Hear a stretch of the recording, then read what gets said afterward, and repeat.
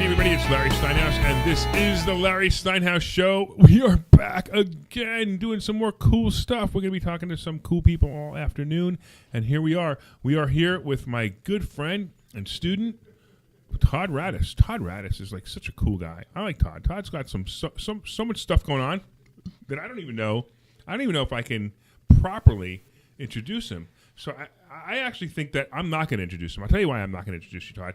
The reason I'm not going to introduce you is because the entire conversation we're going to have right now is all about all the things you're doing. But I really want you to start off with your book, because you have a book that I think is fantastic. And here, I always put in the wrong one. There we go. Here's the book. It's called Your Three Horses, right? And there's the picture, and it's called Applying New Life's Philosophy by Todd Radus. So, Todd, I want you to tell people about the book, what's in the book, and why you wrote the book. Well, I wrote the book as an introductory to the philosophies of success that Napoleon Hill and Dale Carnegie teach, but in a way that's very introductory for either the person who's very skilled in it will catch everything that's in it, but the new person isn't going to be so overwhelmed with some of the terminology and things from the older books. So what I want to do is bring these philosophies of success to the people who need them the most, the people who haven't been introduced to it yet, while at the same time giving people this metaphorical view of their three horses: desire, passion, and persistence, which are your three powerhouses to success, and give them that image of those horses in their head so that they can easily remember these things that need to go into being successful and finding happiness. So where did the imagery come from? Because I have to tell you, when I read it, I thought it was a great image. So how did this happen? How did this? Tell me. You got to tell me.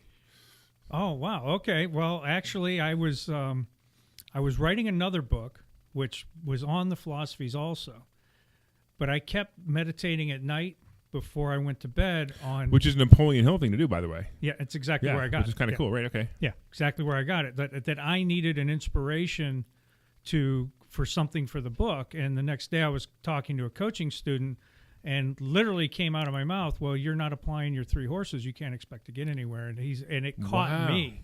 And it caught him. And he said, what are you talking about? I said, your desire, your passion, and your persistence. You're not doing any of it. You're just wishing. That's amazing. In fact, I love that so much that I think I'm going to use either that or a similar term, because that's exactly right. You're not applying. That's exactly right. They're wishing. That I've seen that so many times, Todd. It drives me nuts. I want to be a millionaire. Great. What are you doing to be a millionaire? I don't know. I'm just going to be one. What do you mean you're just going to be one? It's funny how what you said is definitely true. They're applying none of those tenets, and that's why they are getting nowhere. Yeah, they don't have desire. Is about what it is you truly want. And I talk in the book about desire because it's really important to have that goal. And I tell people, a lot of people don't know what their purpose is. And sometimes you're pursuing a goal and you'll find your purpose if you're paying attention and looking for it. So set the goal and set it high. That's what I tell them in the book. Make that goal just so high it's like your craziest dream. Because if you only get halfway there, you still made it. Right. So I don't know if you heard. It's when you're right. So shoot for the stars, you'll hit the moon. Right. Yeah. So I don't know if you heard the interview this morning with Todd Corner when we were talking about it. He was a little flustered about his why, and it turned out he didn't even know that he knew his why. He just didn't know it. And I don't know if you heard the whole thing, but when I listened to that and I listened to you, I realized that the two are so connected. He's someone. First of all, he's someone who should read your book. Right. But he's definitely someone who needs to understand that if he has a definite purpose, he will fulfill that definite purpose. Right. And that's the way I feel, too. I mean, my definite purpose is to help people. I just want to help people. So whether it's help them with invest in real estate, help them invest in the stock market, help them better their lives, I don't care. I just want to help people. And, and sometimes I go over the top trying to help people. And, that's just the way it is. I get accused of being a little abrasive sometimes. But you know what? For me, I needed that abrasiveness because I came from a 25-year management background. And if you weren't abrasive with me when I first met you, it wouldn't have got through. Right. And what Todd's referring to is I actually pushed him. I'm telling you, exceeded my wildest expectations of what could have happened for me to push you, give you a little bit of push, And the next thing you know, he's got the book written. You got a radio show coming up too. Tell me about the radio show. The radio show is called The Mindset Man. It's on inspirednewsradio.com. It's going to have its initial airing episode next Wednesday at 5 p.m., which is the introductory episode. Go and listen to it because it's going to tell you what we're trying to achieve at the show. And we're trying to achieve an introduction to the philosophies of success and happiness to anybody who wants to listen. And the guests that we bring on, we're going to be bringing on entrepreneurs, coaches, psychologists, people who've struggled with disabilities, all these things, because the point of the show is to point out the similarities in how these people all achieve success. Really comes down to these initial mindsets. It all starts between the ears. And it starts, they have a goal. They put their passions behind it. They don't let anyone tell them they can't do it. And every time they fail, they keep going. And the next thing you know, they start to make it. It's your 3 horses, but it's just from the mindset end. And I want to show people that just because this guy made it in real estate and this guy made it in brokerage funding and this guy made it on Wall Street, this guy made it in private business, they all started with a goal, with a passion to achieve it, and a persistence to do it. And that's your mindset. That's a basic mindset. If you don't get those 3 things down, you're going nowhere. You're going to spin your wheels. You're going to fail the first time adversity comes to the door, and you can't. You just got to keep pushing. So why do you think people fail? Because they give up. I totally agree. Because it's a beautiful, beautiful statement. Because they give up, right? Yeah. But it's so simple, and it really is that simple. But it's so hard because you've been there, I've been there, yep. Where you're like, I'll go another 10 days. And if I don't make a sale, I'm going to quit, right? And then you quit. And then all of a sudden you get that phone call a week later. Hey, I want to buy that. Oh, I don't do this anymore. Right? It's happened to everyone. I know. It's the 3 feet from gold, idea, Napoleon's old 3 feet from gold idea that happens all the time to me. In fact, when, as you know, we opened investor schooling, right. I said we will never, ever close these doors as long as I'm at the helm. The only time I will no longer be at the helm is when somebody gives me a minimum of $10 million for the company. That's it. So I will go until I can't go anymore, or until we get $10 million minimum for the company. That's really the way I feel. That's my burning desire. I've said it I've said it in this interview, and watch for it because that's how I feel about it. And it isn't the $10 million. And that's the cool part. It has nothing to do with the $10 million. It has to do with the goal of the $10 million. And you get that. I don't know if everybody else does. Well, that's part of that mindset. And that's why we're going to be bringing people on this radio show who are going to attest. We're going to I'm even have one of my coaching students coming on in the first 10 episodes. And you're going to hear what goes on in a coaching session. And he told me, it was funny because he was here for the Sure. book launch. And Larry got on. My mother came up to me and said, boy, Larry was on Anthony pretty hard. And I was off talking. So when I called, we were on our coaching call at the end of the week. I'm talking to Anthony. I said, was Larry hard on you? He said, not nearly as much as you. I'm fine. Wow. I wasn't as hard on him as you are? No, I'm pretty hard on him. I'm pretty Yeah, hard on him. But he needs it. And I love the kid, and I want to see him do good. But he's a young man. Right. And the younger you are, the more you have to dedicate yourself to the mindset because it's easier to stray when you're young. You've got other distractions. Absolutely. Yeah. So, by the way, Steve Teddy's on here. He says hi. Hi, Steve.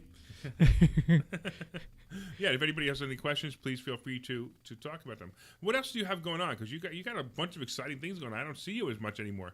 Well, it's too bad because I love coming down here. This is like if I start to get in a rut, I'm just going to come to a mastermind, a school, or I'm going to call you and get a actual coaching session, and that gives me the uplift. Get your ass in here. And but I've got a lot going on right now. We've got as of today, I've got 14 show interviews lined up. Wow. We've done 4. We've got 4 in the can. Mm-hmm. So we've got I've got Secret Knock with Greg Reed out in San Diego in March. He asked me to bring 125 copies of the books to that. Awesome. Yeah. Wow. So we've got that going on. And my wife is she's getting ready to go off on 2 projects. She'll be gone for about 4 months. So that's going to add to my load. Oh, that's going to be rough. I'm used to it. Oh, okay. It's been 10 years of this, and okay. This was part of our goals. This was, again, part of what we're doing. So real quick, I want to just talk about the cover because you mentioned your wife. I want to talk about the cover of your book. Now, this is not a great picture of it because it's kind of bad because of the camera. But tell us about who made this picture. My wife painted the horses, and she did the graphic design for the cover. great. And you know what? She did an awesome job because I really like it. It's really, really, really nice. Really Well, nice. we're going to have 100 limited cliches to that. That's awesome. We have 10 artist proofs. I happen to know someone who owns number 2 already. Number 1's mine. And number 5 is going to SK with us. Wow, that's really cool. Yeah. Well, I don't have one. You're number 2. Oh, I am? I didn't even know that. I was. Yeah, you're number. When you said that, I didn't even know. But thank you. That's pretty awesome. No, that's pretty Yeah, awesome. no, you're number 2. As a matter of fact, she was at the printer yesterday. She rejected it. Oh, boy. And so she's going to go back down. Once we get an approval, they'll send her 10 proofs, and they'll be numbered 1 through 10. You're getting number 2. I'm getting number That's 1. cool. They'll be signed, and you'll get a special edition of the book. Wow. Where she's signed the picture on the front and I've signed the book on the inside, personalized. That is awesome, man. I'm honored. Thank you very much. All right, but you got to tell me about one more thing. What's that? Well, not one more thing, but you got to tell me about something specific. What's that? The hat. Oh, my new hat. All about I'm the so hat. excited So you about have, my new right. hat. So you have become the hat guy. I am the hat right? guy already. I mean, it just if happened. If you were to walk in a room and not wear the hat, I don't know if I would know who you were. Actually, it all started in school here at real estate investing, right here with Crazy Larry. I wore my hat a couple of times in a row for class. Right. And then I didn't wear it one week. And my fellow students were going, "Where's your hat?" You know, I remember that. It's really funny. I actually remember that when somebody said, "Oh, he didn't wear his hat today," and that's exactly what happened. It's really funny. And that's how it got started. So I started wearing the hat, and I do all this networking here, and I'm outside talking to people and so on. And next thing you know, if I don't wear my hat, people feel odd around me. So I wore that hat, and it's getting pretty worn out. So I ordered a new hat, and I got my new hat in, and I'm not 100% sure on it yet. I'll get used to it. I actually do like it better than the old one. Oh, do you? Well, Yeah, thank you. I do. You're right. I mean, I missed the old one, but if I was to say which one I like better, I like this one better on you. This one's a cleaner one. It's a better quality. I went all out on I think that's getting why. this Yeah. one. Yeah, I think that's why. So it's like me with the jackets. People are like, I can't go anywhere and speak in public without wearing a crazy jacket now. No, I love your jacket and Greg's bright colored jackets. No, and it's so funny because Greg is one of my mentors, obviously one of my greatest influences. But it just so happened that the jackets had nothing to do with Greg. It happened to be an interesting coincidence. That's all. As a matter of fact, the first time I went to Secret Knock and met Greg, I was wearing an all white jacket. And it just happened to be one of those things where I liked those jackets, and and I had the silver one at home already. I had the black one at home with the silver top. Right. And then it was just funny that I found it funny that Greg was wearing these crazy jackets. But even the first SK that I went to, he wasn't super crazy. It got worse or better, I guess. Right. Better, yeah. Right. As time went by, and so did mine. But again, nothing to do with it. But I was really glad to see that he does the same thing. Yeah, and I'm becoming the fedora hat guy with a beard, so I don't know if I'll ever be able to shave my beard off at this point. You won't be right. I do the same thing. I can't take my goatee off because if I take it off, then people won't even recognize me anymore. Yeah, so I think I'm probably stuck with a beard and stuck with the hat. Fortunately, I love the hat because you don't see a lot of people wearing hats anymore, and I want to stick out in a crowd at this point in my life. I used to hide in a corner and shelter myself and be like, I don't want to stand out. Now it's like I want to stand out as much as possible because I want to talk to people and share what I have to teach. Sure, absolutely. And they're not, and believe it or not, people don't come to you if you hide in a corner. Really? I don't even know if I know how to hide in the corner. No, it's impossible for you to hide in the corner. It's not going to happen. When I hide in the corner, it's deliberate. It's like, please, everybody, just leave me alone. I'm exhausted. It's one of those days. Right, exactly. It's one of those days. So all right. So let's actually get into who you are, how you do things. Let's talk about a little bit of coaching and what your philosophies are on coaching, how you make how you change people's lives. Somebody comes to see you, and I don't know. They say, I'm having trouble maintaining a job. What is your philosophy? How do you make them better? Well, the first thing I'm going to do. A tough one for me. Yeah. Well, the first thing I do is I'm doing 2 free sessions now out for an hour each on the phone or great. Longer. Wow. I schedule an hour and a half because I really want to hear what the person does. I'm very empathetic and I'm very intuitive. So I like to listen to a person, and then I can individually, after a few simple questions, I can usually pick out what they're doing in their heads.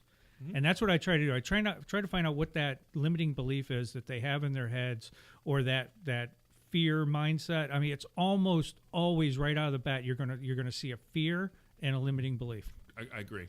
Those are the two biggest obstacles that a new coaching student is going to have almost always. So 6 biggest fears. Come on, what are they? You remember them? I have trouble remembering them. I have 7 in my book. Okay. Loss of love, Right.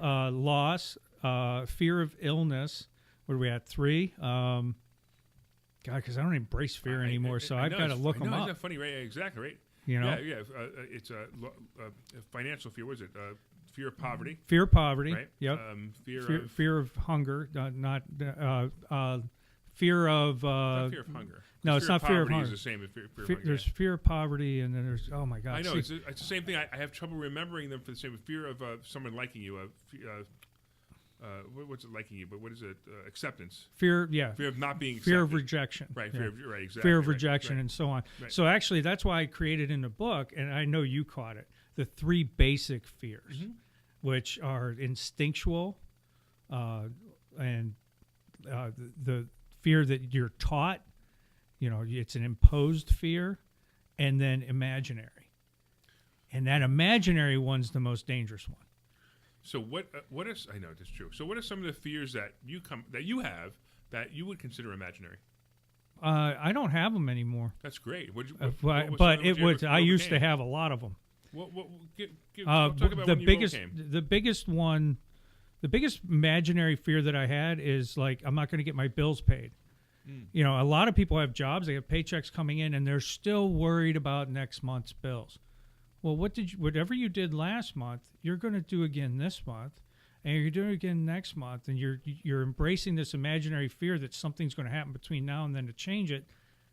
And the problem is, if you interlink the law of attraction with this imaginary fear, you end up creating the situation where you have less money unintentionally. It happens subconsciously, and that's where the danger in an imaginary fear is. I say imaginary fears are the most insidious fears we have because none of it's going to happen.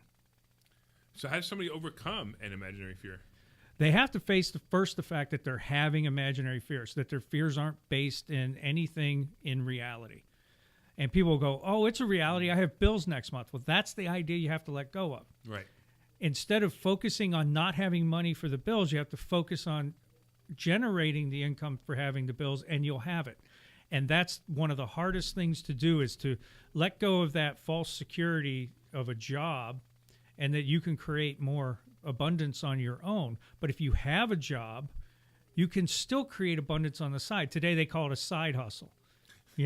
So everybody's got a side hustle going. Everyone I know who came through here today that's friends of mine has got 4, 5, 6 side hustles going. Of course, absolutely right. I mean, I've got 4 LLCs, 4 active LLCs.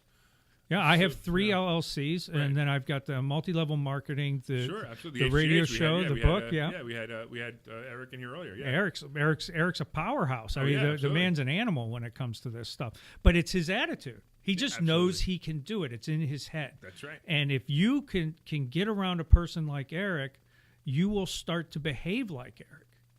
I agree, and that's another thing too. So you become the 5 people you hang around with, right? Yeah.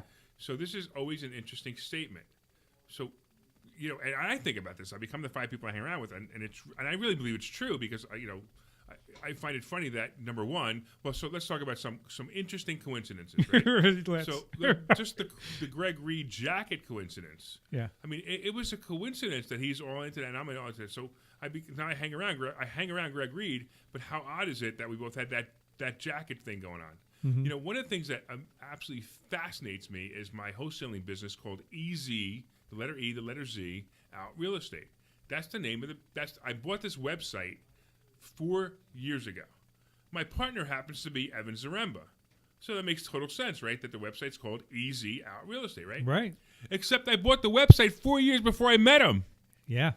How incredible is that? Synchronicities. Yeah, it's incredible, that kind of stuff that happens. Well, I find it amazing because my wife and I talked many times about the coincidences between you and I. And this is an interesting story. You know it. It's been a while since I told it. But when I made the mental decision to change my life about 2 years ago, the first thing I knew I needed to do was create beneficial associations. I needed to find a coach and hire him so that I would get those little shoves and the things that I was doing wrong pointed out to me. But that coach had to be schooled in Napoleon Hill and Dale Carnegie and these types of philosophies, because that's what I'm studying. That's what I knew back and forth. So I went around to about 17 meetups and events in my area and worked my way out slowly till I hit this one. And I came to your class, and I walked up to you at the end of the class, and I said, I want you to help me do real estate. And the funniest part was, you wanted me to help you, and what did I say? You didn't want to help me. And I put all this work into finding you, and I'm like, here's a guy who's speaking my language. And then my wife pointed out, she says, Larry loves doing his radio shows and his podcasts, and look at what you're doing. Yeah, absolutely. Right. Right. It's so funny. And it's, for you guys who don't know, I wrote the foreword in Todd's book. I can't even tell you what's in it. You have to read the foreword in Todd's book. Yeah, it's very touching foreword. It really tells the story of what my first impression was of Todd and my now impression of Todd. And it's great. And you'll get the idea. And I mean, it's not great that I'm not taking kudos for writing it. I'm glad I wrote it, but I'm just the reality of what happened to Todd is what excites me about the foreword. The foreword, I tell people to read the foreword and pay close attention, because it wasn't 2 years ago I was there. And my own coach and mentor, who's now one of my biggest supporters and a very close friend of mine, was like, I don't want to take this guy's money. I don't think I can help him. And you know what? I understand why now, because I look back at myself on that day. Yeah, sure. And I was fear controlled when I came in here. Absolutely. And that was my biggest problem. It was like I was intimidated by the very people I wanted to be around, and that fear prevents you from ever interacting with the very people you need to be interacting with. So I have an interesting confession to make to you, not about that, but one of my fears when I opened the school was that I wouldn't help anybody, that I could possibly be a complete fraud. Now, not that I would intentionally be a complete fraud, but what if I open this school? What if I open this coaching? What if I start doing this and no one benefits from it? And from our perspective, we don't see how that's even possible. well, at this point, I don't believe that anymore. But that was my fear. So think about the fear. Think about the people I've helped. Think about just you alone. I mean, I'm so grateful that you recognize that I helped you. But I have to tell you that I really believe it was in you the whole time, and all I did was give you a nudge.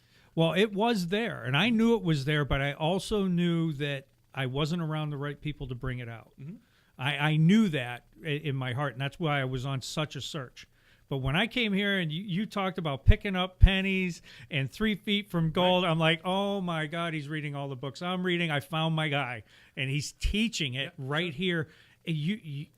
I think what's really been fantastic, and I do wish I could get down here more, but as I grow, it's harder to make that long trip every day. I made it as long as I could twice a week. No, it's great, and everything about you. I mean, it's just so much fun. So why don't we talk real quick? So why don't you tell people how they can get a hold of you, how they can get your book, and how we'll start with how they can get your book. Okay, well, you can go to Amazon and search Todd Radus, Mm-hmm. which is easier than your 3 horses, RADUS, 2 Ds, or you can go to toddradus.com. There's a link there, and the radio show link will be at toddradus.com also. Once it's on air, so I can link you straight to the broadcast page. Right, and it's RADUS, correct? Yes, RADUS, Todd with 2 Ds, .com. And then there's also my business site, which just is going to be integrated into toddradus.com, but that's trsuccess.com. trsuccess.com. Yeah, you can follow me on Facebook, TR Success, on Twitter, and you can search trsuccess.com on Facebook, and there's the Mindset Man on Facebook, and that's the name of the radio show, the Mindset Man. So how do they find the radio show? InspiredNewsRadio.com, drop a host. There's a click for host, pick Todd Radus, and you'll be right at the homepage for the show. Beautiful. What's next? What's next? Grow this radio show. All right. I mean, that is really, I finally reached a point where I've decided to become very focused. We've talked before about flexibility and goals, but there is a point where you have to really narrow your focus. So I've got the real estate on one hand, and quite frankly, every time I make enough money to buy a house, that's where it's going. It's great. Okay. Yeah, it's going to go into one business, and God love you, because I did this. All my businesses, and even the Mindset Man is now a registered name, are all Beautiful. all subsidiaries of Aurora Investing, which is my first company, LLC, right. so that I can make the money here, switch it over, invest it, and then and now we're rolling. So but it all came from associating with the right people. You and Phil, most of all. Thanks, I think appreciate Phil's up right after me. Is he here? I'm not sure. I have to check. Yeah, Yeah, I'm sure I think he's Phil's. here. All right, so why don't you wave goodbye to everybody? Bye, everybody. And we will see you on the other side. Thanks so much. Oh, it's too quick. Bye.